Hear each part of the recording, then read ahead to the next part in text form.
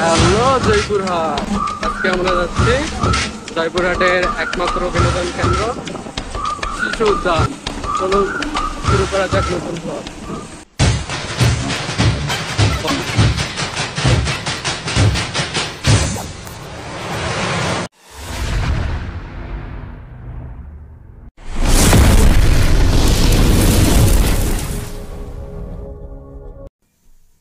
জয়পুরহাট শহর থেকে মাত্র 1 কিলোমিটার দূরে বুলুপাড়ায় গড়ে তোলা হয়েছে একটি মনোরম শিশু উদ্যান। শিশু উদ্যানে যেতে হলে আপনাকে প্রথমে জয়পুরহাট শহরে আসতে হবে।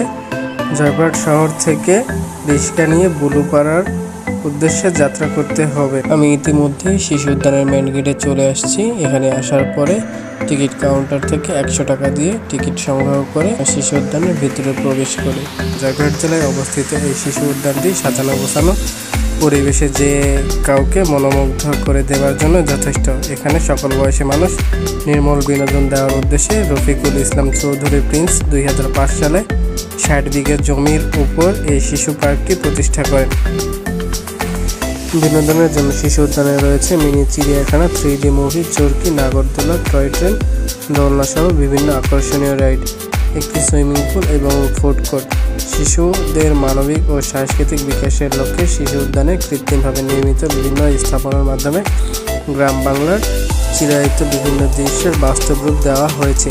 জয়পুরহাটের শিশু উদ্যানটিতে রয়েছে বিশাল আকৃতির 2টি লিফট, যেখানে আগত দর্শনার্থীদের প্যাডেল বোর্ডে চড়তে পারেন।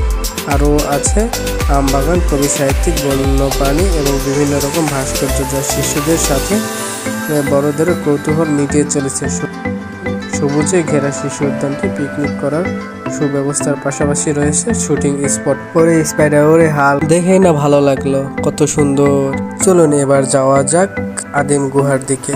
আদিম গুহার পাশ দিয়ে রয়েছে বড় একটি পুকুর, পুকুরের ওপাশে রয়েছে আদিম গুহা, আর এই পাশে রয়েছে আমবাগান, আমবাগানের সাইডে রয়েছে কবি সাহিত্যিক স্তম্ভ।